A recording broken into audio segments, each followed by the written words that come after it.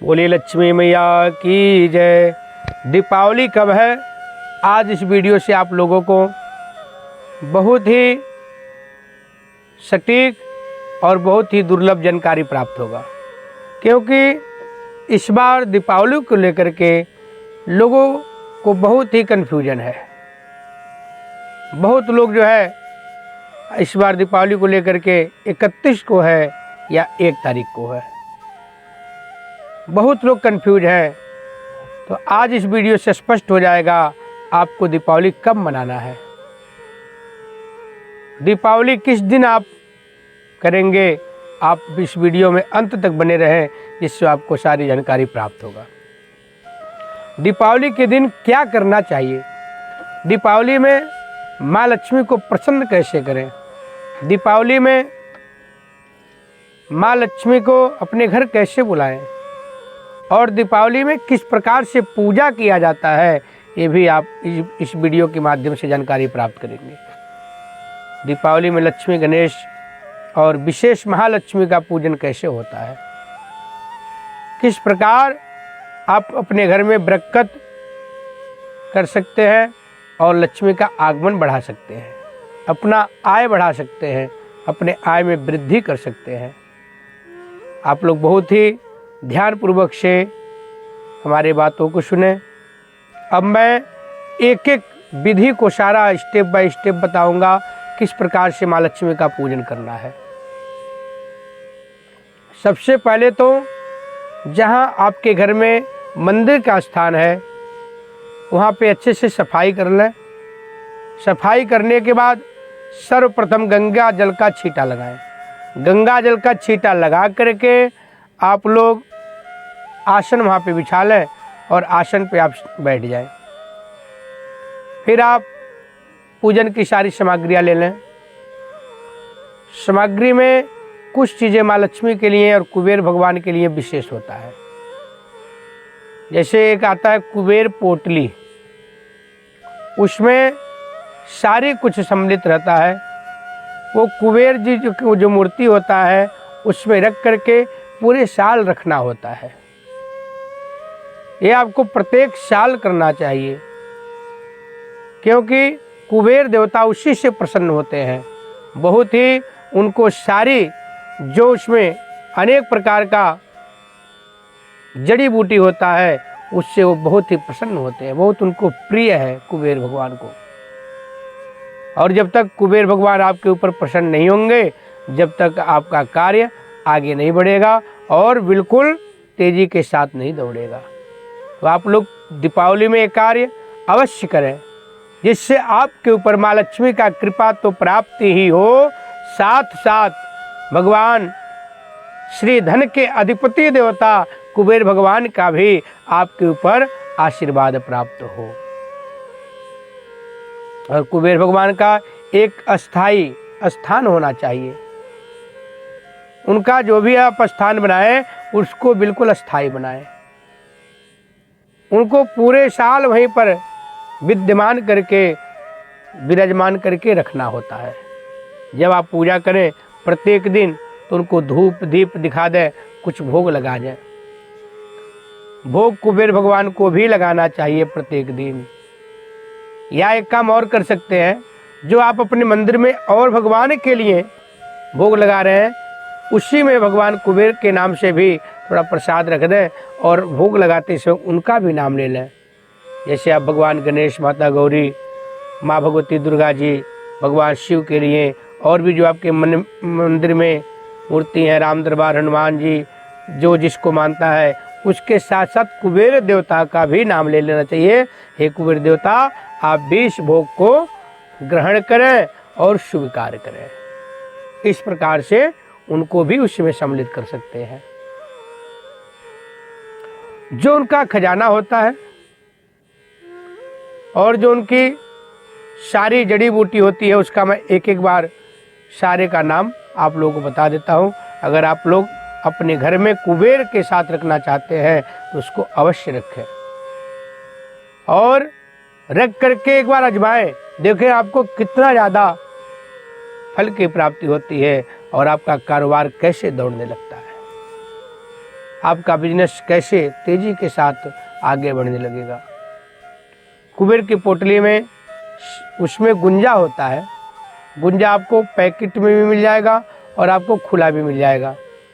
तो कम से कम 30 ग्राम गुंजा होना चाहिए और 30 ग्राम ही साबुत धनिया होना चाहिए। उसके साथ साथ 11 साबुत हल्दी की गांठ, सुपारी 11 पीस, उसके साथ साथ 7 पीस कौड़ी, 7 पीस आपको लेना है ये जो गोमती चक्र होता है छोटा वाला, गोमती चक्र भी 7 पीस रखना है। उसके साथ साथ 21 पीस कमलगट्टा का दाना लेना है। और कमलगट्टा का दाना ये देखना उसमें सुराख वाला नहीं चाहिए, बिल्कुल जो ऐसे ही हो बिना सुराख वाला उसको ले आए और उसमें कुछ सिक्का डाल दें।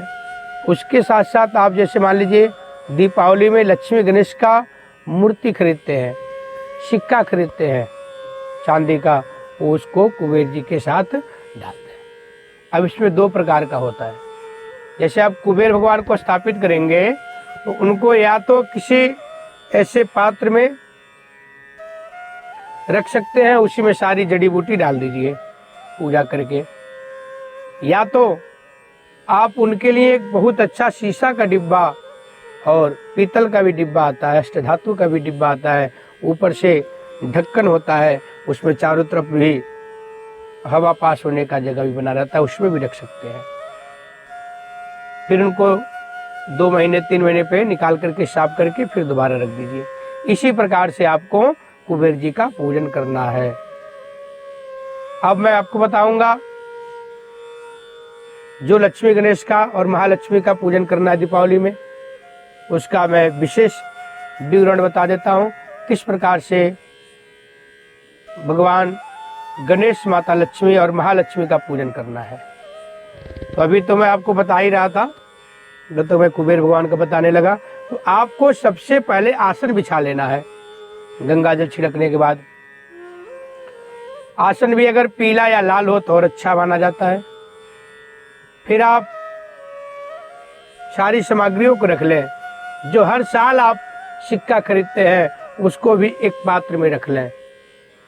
अगर आप लोग नोट की गड्डी भी रखते हैं, पूजा करते हैं हर साल, तो उसको भी रख लें। और रोली, कलावा, मौली, लौंग, इलायची, सुपारी, फूल, पान, फल, मिठाई, धूप, दीप सब कुछ रख लें। अब आप सर्वप्रथम अपने ऊपर जल का छींटा लगाएं। छींटा लगाने के बाद एक बार हस्तो प्राचाल्यम कर लें, हाथ धो लें। फिर 3 बार जल पीना होता है, ओम केशवाय नमः, नारायणाय नमः, माधवाय नमः। फिर हाथ धोएं। हाथ धोने के बाद आसन शुद्ध करना चाहिए। आसन शुद्ध करने के बाद अपने टीका लगाना चाहिए। टीका लगा के फिर हाथ धो लेना चाहिए। फिर शिखा पर हाथ लगा लेना चाहिए। शिखा बंधनम, शिखा हो या न हो हाथ लगाना चाहिए, शास्त्र का ऐसा अनुमति है। पुनः आप एक बार हाथ धोएं, फिर ज्योत जगा दें, धूप बत्ती जगा के रख दें वहां पे। फिर हाथ धो करके सर्वप्रथम सभी भगवान को अपने मन में स्मरण करना चाहिए, सबका नाम लेना चाहिए और साथ साथ उनका अपने मन में आंख बंद करके दर्शन करना चाहिए, प्रणाम करना चाहिए और आज्ञा मांगना चाहिए। हे सर्वे आवाहित प्रतिष्ठित देवी देवता, मैं आपका पूजन करना चाहता हूँ या चाहती हूँ। इस प्रकार से भगवान से याचना करेंगे, प्रार्थना करेंगे। आप हमें आज्ञा प्रदान करें, आपका मैं पूजा कर सकूं। आप मुझे अनुमति प्रदान करें जिससे मैं आपका पूजा कर सकूं। इस प्रकार से सबसे पहले आज्ञा लेना चाहिए। अगर ब्राह्मण होते हैं तो मंत्र द्वारा ये कराते हैं और आप जो है ऐसे अपने भावना में भावात्मक इसको मन में अपने बोल करके ऐसे भगवान का आज्ञा लीजिए। फिर फूल को चढ़ा दें। फूल चढ़ाने के बाद एक विधि होती है, उल्टे हाथ में पुष्प या अक्षत रखा जाता है। आप लोग ये वीडियो सुन करके भी बोल सकते हैं, जो वहाँ पे बोलना होता है मैं बोल दे रहा हूँ। उल्टे हाथ में, आपके हाथ में फूल, आप अगर आपके पास है फूल ले लो, अगर अक्षत है तो अक्षत ले लीजिए। अक्षत चावल को बोला जाता है। फिर थोड़ी थोड़ी उठाना है, 2 या 4 ऐसे 3 अंगुली से सीधे हाथ के बोलना है। ओम श्रीम नमः गणाधिपतये नमः, ओम लक्ष्मी नारायणाभ्याम नमः, ओम उमा महेश्वराभ्याम नमः। मतलब जैसे नमः बोलना है, ये फूल या चावल जो आपके पास है नमः पे चढ़ जाएगा, नमः बोलना है। ओम उमा महेश्वराभ्याम नमः, ओम बाणे हिरण्यगर्भाभ्याम नमः, ओम मातृपितृ चरण कमलेभ्यो नमः, ओम इष्ट देवताभ्यो नमः, ओम कुल देवताभ्यो नमः, ओम ग्राम देवताभ्यो नमः, ओम स्थान देवताभ्यो नमः, ओम वास्तु देवताभ्यो नमः, ओम सर्वेभ्यो देवेभ्यो नमः, ओम सर्वेभ्यो ब्राह्मणेभ्यो नमः, ओम सिद्धि बुद्धि सहिताय श्रीमन्महागणाधिपतये नमः, ओम महालक्ष्मी नमः। महालक्ष्मी पे सारा पुष्प अक्षत चारा चढ़ा देंगे। फिर पुनः हाथ जोड़ करके सब भगवान को नमस्कार करेंगे और अपने मन में आंख बंद करके दर्शन करेंगे, विशेष करके माँ लक्ष्मी का दर्शन, क्योंकि ये लक्ष्मी पूजन है। दीपावली में लक्ष्मी पूजन ही विशेष होता है और प्रधान देवी लक्ष्मी ही होती है। लक्ष्मी के बाद ही कुबेर का नंबर आता है दीपावली में, ये ध्यान रखना है। फिर आप संकल्प ले लें, हाथ में थोड़ा फूल, चावल, थोड़ा सा कलावा, हल्दी और कुछ पैसे रख के अपना नाम गोत्र बोल लें, अपने जहाँ पे रह रहे स्थान का नाम, उसके साथ साथ दिन, कौन सा तिथि है, कौन सा नक्षत्र है, तिथि नक्षत्र बोल करके शुभ करण बोल सकते हैं, कौन सा ऋतु चल रहा है, सूर्य किस कौन सी दिशा में है, कौन सी राशि में है, ये सब बोलने के बाद अपना नाम मनोकामना बोल लेना है और क्या मैं करने जा रहा हूँ। जैसे मान लीजिए आज आप लक्ष्मी गणपति पूजन करने जा रहे हैं, कुछ लोग कलश भी रखते हैं तो कलश का भी स्मरण करेंगे। वरुण पूजन बोलेंगे, गौरी गणपति पूजनम वरुण कलश देवता पूजनम, तदो प्रांते सूर्य आदि नवग्रह मंडल पूजनम, मम कुल देवता पूजनम, मम कुल देवी पूजनम, प्रधान देवी भगवती श्री महालक्ष्मी पूजनम, श्री कुबेर देवता पूजनम अर्चनम। तदोपरांते बोलेंगे आरारतिज्ञम करिष्यामि, आरती भी करना है आपको, तो उसमें संकल्प में ऐड कर देंगे आरारतिज्ञम करिष्यामि, प्रार्थना पूर्वक करिष्यामि। इसलिए कोई भी पूजा होता है लास्ट में प्रार्थना करना चाहिए। अगर आपसे कोई जाने अनजाने में त्रुटि हो गया, गलती हो गया, तो लास्ट में क्षमा प्रार्थना करना होता है। उस संकल्प में क्षमा प्रार्थना बोल देंगे, क्षमा प्रार्थना करिष्यामि। फिर बोलना चाहिए मम कार्य क्षेत्रे उत्तर उत्तर वृद्धि हो, जो आप कार्य कर रहे हैं उसमें वृद्धि प्राप्त हो, और मम परिवारस्य, मम पुत्रस्य, मम पुत्री, मम भार्या, और मम अपना भी बोलेंगे, मतलब हमारे जन्म कुंडली में, वर्ष कुंडली में, पत्र कुंडली में चौथे, आठवें, 12वें घर में कोई अशुभ ग्रह बैठा हो तो शुभ फल प्रदान करे। चतुर्थ, अष्टम, द्वादश स्थान स्थितेषु शुभ फल प्राप्त्यर्थम, मन इच्छित कामनायाम सिद्ध्यर्थम। फिर बोलेंगे राजपीड़ा ग्रह पीड़ा निवारण पूर्वकम, उत्तम स्वास्थ्य लाभार्थम, कायिक वाचिक मानसिक ज्ञाता ज्ञात सकल दोष परिहार्थम। फिर बोलेंगे मम संकल्पम संपूर्ण फल प्राप्त्यर्थम, संकल्पम अहम करिष्ये।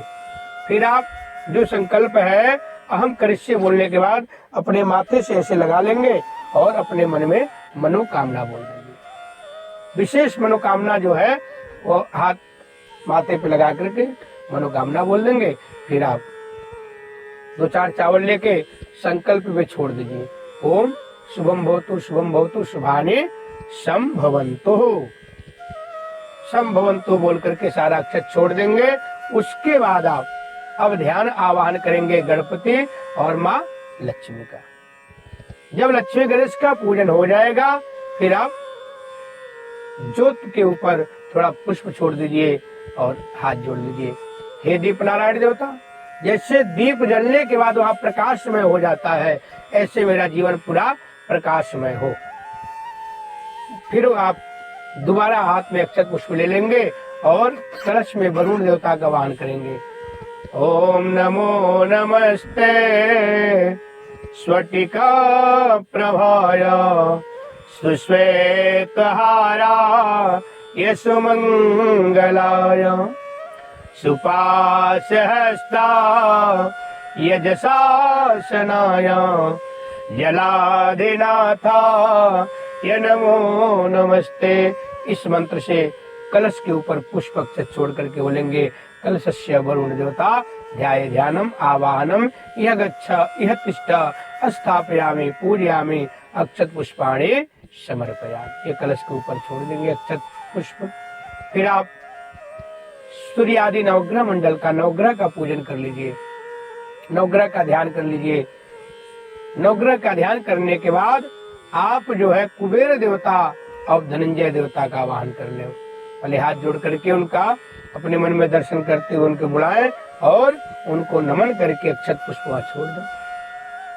उसके बाद माँ लक्ष्मी का आवाहन करना चाहिए। हाथ में अक्षत पुष्प ले लें। अब आपकी मेन प्रधान देवी जो है माँ लक्ष्मी, उनका विशेष आवाहन करना चाहिए। तो विशेष आवाहन में अगर आपको कोई मंत्र आता है तो मंत्र बोले, नहीं तो आप लोग मैं जो मंत्र बोल रहा हूँ उसको भी बोल करके माँ लक्ष्मी का आवाहन कर सकते हैं। बोले लक्ष्मी मैया की जय। अंगम हरे पुलक भूषणमाश्रयन्तीं भृंगांगनेव मुकुलां भरिणीं तमालम् अंगीकृता किल विभो तिरपांगलीला मांगल्यदास्तु मम मंगलदेवताया मुग्धा मुहुर्विदधते वदने मुरारे प्रेमत्रपा प्रणेता निगता गताने मालादृशोर्मधुकरे व महोत्पलेया सा मे श्रियं दिशतु सा गरिसंभवाया विश्वामरेन्द्र पदवे ब्रह्मदान दच्च मानंद कंदमणिमे समनंगतंत्रम समनंगतंत्रम। फिर आप जो हाथ में अक्षत पुष्प लिए हैं इस मंत्र को बोलने के बाद बोलिए श्री महालक्ष्मी देवी प्रधान देवी महालक्ष्मी ध्याये ध्यानम आवाहनम अक्षत पुष्पाणि समर्पयामि। फिर माँ लक्ष्मी को अक्षत पुष्प चढ़ा दीजिए। अब इसके बाद आप सर्वप्रथम भगवान गणेश माता लक्ष्मी को जल से स्नान कराएं। फिर कलश देवता को जोत के सामने जल छोड़ दें। सूर्य आदि नवग्रह मंडल पे जल छोड़ दें। कुबेर देवता धनंजय पे जल छोड़ने के बाद माँ लक्ष्मी को जल छोड़ना चाहिए। जिस देवता का जिस देवी का जो विशेष पूजा होता है, जिनका मेन पूजा होता है, उनका पूजन सबसे लास्ट में किया जाता है। सभी देवी देवताओं का पूजन करने के बाद सबसे लास्ट में उनका पूजन होता है और विशेष पूजन होता है। थोड़े पूरे विधि विधान के साथ करना चाहिए क्योंकि वो आपके मेन प्रधान देवता है, प्रधान देवी है। फिर आप जल चढ़ाने के बाद पंचामृत क्रम वही रहेगा। पहले भगवान गणेश माता लक्ष्मी, कलश, ज्योत, सूर्यादि नवग्रह मंडल, फिर भगवान कुबेर देवता, धनंजय देवता, फिर लास्ट में सबसे बाद माता लक्ष्मी। जो विशेष लक्ष्मी है उनको पंचामृत से स्नान कराएं, फिर जल से स्नान करा दे, क्रम वही रहेगा। उसके बाद वस्त्र, कलावे का वस्त्र आ दे। अगर आपके पास मूर्ति का ड्रेस है तो वो स्नान कराने के बाद ड्रेस पहना दे। ड्रेस पहनाने के बाद जनेऊ पहनाना चाहिए। अगर कपड़ा पहनाने वाले भगवान है तो पहले जनेऊ पहना दे, फिर ड्रेस और वस्त्र पहनाए। उसके बाद सभी भगवान को टीका लगाएं, चंदन लगाएं। चंदन लगाने के बाद अक्षत लगा दें, फिर हल्दी चढ़ा देना चाहिए। हल्दी के बाद पुष्प माला और पुष्प। अगर माला सभी भगवान के लिए तो सभी भगवान को माला चढ़ाएं। जिन भगवान के लिए नहीं है खुले फूल चढ़ा दें। फूल चढ़ाने के बाद दुर्वा घास चढ़ाना चाहिए। दुर्वा घास चढ़ाने के बाद इत्र चढ़ाना चाहिए। सुगंधित द्रव्य बोला जाता है इत्र को। सुगंधित द्रव्य चढ़ाने के बाद धूप दिखा दे सभी भगवान को। धूपम दर्शयामि।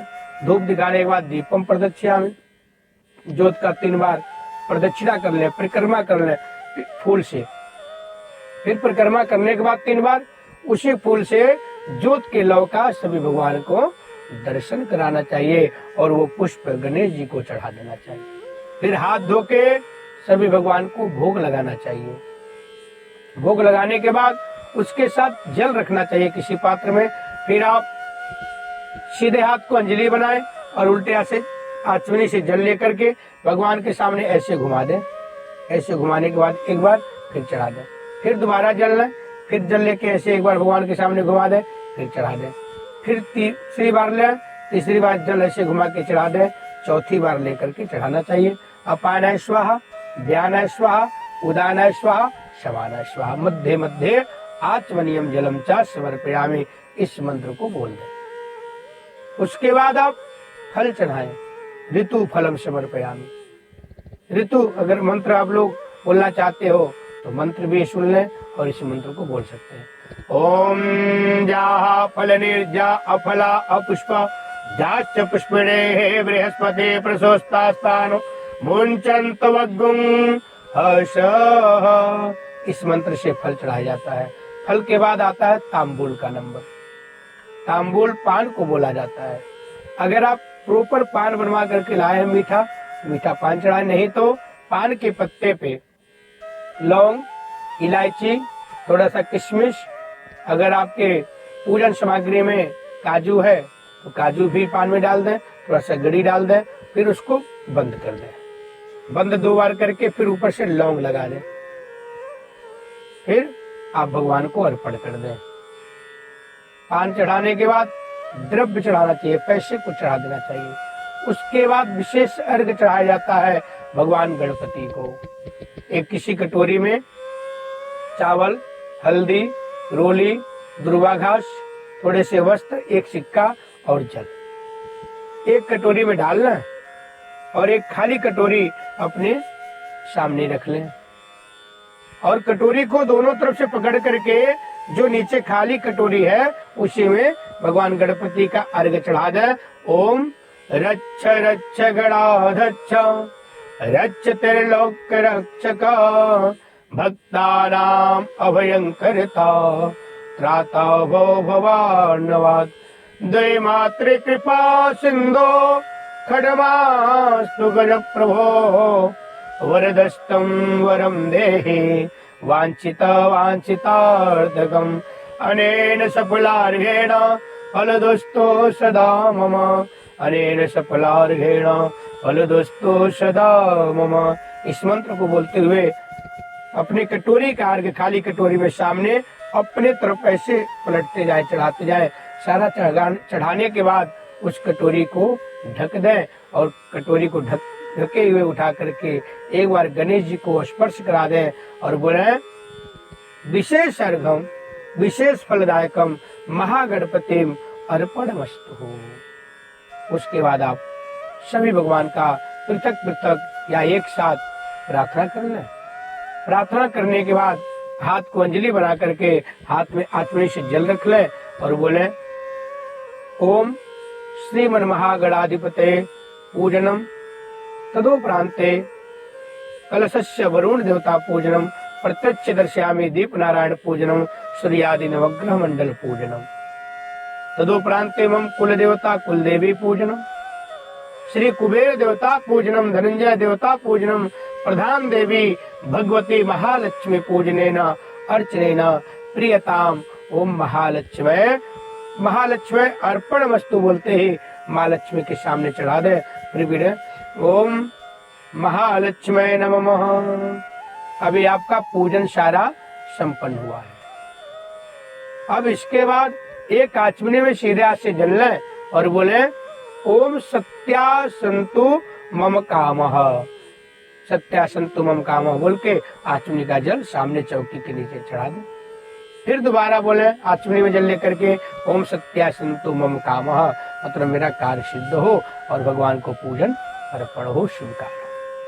फिर उसके बाद आप जो आसन पे बैठे हैं, जिस आसन पे बैठे हैं उसको आगे से थोड़ा सा उठा लें और आसन के नीचे जल चढ़ा करके रिंग फिंगर से जल को उठाएं और माथे पे आंखों में लगा लें। बोले ओम शक्राय नमः ओम इंद्राय नमः बोल के माथे में और आंखों में जल लगा लेना चाहिए। इससे आपके पूजा का पूरा फल प्राप्त होता है। क्योंकि जब भी हम कोई पूजा पाठ करते हैं, ये तो दीपावली का है, और भी कोई पूजा पाठ करते हैं, उसमें जैसे पूजा पाठ करने के लिए आप तैयार हो जाएंगे, इंद्र भगवान आपके आगे पीछे चारों तरफ दौड़ने लगते हैं। उनका दूत, उनका पार्षद दौड़ने लगता है। क्योंकि इंद्रासन की जो गद्दी होती है वो केवल पूजा पाठ, जप, तप, दान, पुण्य, बड़े बड़े यज्ञ करके और पूजा पाठ करके ही प्राप्त होता है। तो इंद्र भगवान को हमेशा डर लगा रहता है, कहीं हमारे गद्दी को ये पूजन करके, यज्ञ करके, पाठ करके, दान पुण्य करके मेरे गद्दी को, ये कहीं सिंहासन को छीन न ले। तो इंद्र भगवान को बहुत चिंता लगी रहती थी, ऐसे तो कोई भी मेरा सिंहासन को छीन लेगा। एक दिन भगवान नारायण के सभा में गए, बोले हे परमपिता परमात्मा, मैं बहुत ही असमंजस में हूं और बहुत ही दुखी हूं। भगवान श्री हरि नारायण पूछे, हे इंद्र देवता, आपका दुख का कारण क्या है? आप क्यों दुखी हो, मुझे बताएं। तब इंद्र देवता बोले, इंद्रासन की जो हमारी गद्दी है, ऐसे तो कोई भी जब तप यज्ञ करके, दान पुण्य करके, पूजा पाठ करके मेरे गद्दी को छीन सकता है। तब भगवान विष्णु मुस्कुराए, बोले, इंद्रदेव बोले, नहीं, मुझे कोई ऐसा वरदान दीजिए जिससे मुझे मेरी गद्दी मुझे बरकरार रहे और मुझे ही मेरे पास ही रहे। तब भगवान विष्णु ने वहां वरदान दिया इंद्र को, जाओ, आज के बाद कोई भी व्यक्ति या कोई भी भक्त या कोई भी अगर पूजन पाठ, हवन, कथा, दान पुण्य, जप तप, संयम, नियम कर रहा हो, अगर वो साधक आसन के नीचे जल गिरा करके माथे पे, आंखों पे नहीं लगाएगा, तो उसका आधा फल पूजा का इंद्र भगवान को प्राप्त हो जाएगा। तो इसीलिए कभी भी पूजा पाठ करें, आसन के नीचे जल चढ़ा करके माथे पे, आंखों पे लगा लें और बोलना चाहिए ओम इंद्राय नमः, ओम शक्राय नमः, या ओम इंद्राय नमः, ओम विष्णवे नमः। इस तरह से बोल के जल को लगा लें, पूरा फल आपको प्राप्त होगा। एक बात और मैं बता देता हूँ, बहुत लोगों को नहीं पता होता है। जो भी आप पूजा पाठ कर रहे हो, उस पूजा का फल जो होता है 20% आपके पूरे परिवार के सगोत्री होता है, उसमें से बढ़ जाता है। अगर आपने आसन की चीज जल चढ़ा के नहीं लगाया तो 50% इंद्र को गया और आपके पास कितना बचा? 30%। तो इसीलिए आप बहुत ध्यान पूर्वक आसन के नीचे जल चढ़ा के माथे से लगाएं। अब आपका ये पूजन पूरा संपन्न हो गया। इसके बाद अगर आप जो है और जल्दी माँ लक्ष्मी का कृपा प्राप्त करना चाहते हैं, भगवान कुबेर देवता का कृपा आशीर्वाद प्राप्त करना चाहते हैं और अपने कारोबार को बहुत तेजी से आगे बढ़ाना चाहते हैं, इसमें आप कमल के फूल का अर्चन कर सकते हैं या माँ लक्ष्मी का विशेष पाठ कर सकते हैं, जो बहुत ही जल्दी और बहुत चमत्कारिक फल देता है और आपको उसका रिजल्ट भी तत्काल दिखने को मिलता है। ऐसे हो गया लक्ष्मी सूक्त, लक्ष्मी अष्टकम, श्री सूक्त, कनक धारा। अगर दीपावली के दिन पाठ करते हैं उसका बहुत ज्यादा, बहुत हजार गुना अधिक फल प्राप्त होता है। ये भी आप कर सकते हैं। और जो कमल अर्चन होता है, कमल के पुष्प को पहले मंगा लिया जाता है, जितना आप मंगाना चाहो, जितना पाठ करना चाहो, फिर उस सब कमल के पुष्पों को खोल करके रख लेना चाहिए। फिर एक एक पुष्प हाथ में लेकर के पाठ करके एक एक पुष्प माँ लक्ष्मी को अर्पण करना चाहिए। फिर जब आप इस सबसे पूजा पाठ से भी निवृत्त हो गए, फिर लास्ट में आरती करना चाहिए। आरती के बाद क्षमा प्रार्थना कर लेना चाहिए। फिर भगवान को मत्था टेक लेना चाहिए। फिर आप मत्था टेकते समय भगवान से क्षमा प्रार्थना करें, हे भगवान, हे सर्वे आवाहित प्रतिष्ठित देवी देवता, हमारे पूजा में अगर मुझसे कोई सामग्री छूट गया हो, कोई विधि मंत्र या कोई क्रम छूट गया हो, मुझे अपना संतान, अपना बालक, अपना पुत्र समझ के, अपना भक्त समझ करके क्षमा करें और मेरे पूजन को स्वीकार करें। मेरे कार्य को सिद्ध करते हुए साष्टांग भगवान के चरणों में लेट करके भगवान को प्रणाम करना चाहिए, माता लक्ष्मी को प्रणाम नमस्कार करना चाहिए। फिर आप पुनः आसन के नीचे जल चढ़ा करके माथे से लगा लें, फिर प्रसाद ले लें। अगर आपका कोई वहाँ बड़ा कोई है, उससे बोलिए आप मुझे यहाँ से प्रसाद मुझे दे दें। फिर प्रसाद ग्रहण कर लेना चाहिए, उनका आशीर्वाद लें और प्रसाद को थोड़ा उस समय जरूर खाएं। प्रसाद कभी भी अपना रखना नहीं चाहिए, थोड़ा सा मुंह लगा लीजिए, फिर बाद में जैसे आपको समय मिले, ज़्यादा देर नहीं करना चाहिए, कुछ देर बाद थोड़ा बहुत खा करके उसको अपना काम करिए। ये माँ लक्ष्मी का विशेष पूजन है और विशेष फल देने वाला पूजन है। तो आप लोग कमेंट में जरूर बताएं ये वीडियो आपको कैसा लगा, और कमेंट में जय माँ लक्ष्मी, हैप्पी दिवाली अवश्य लिखें। बोले लक्ष्मी मैया की जय।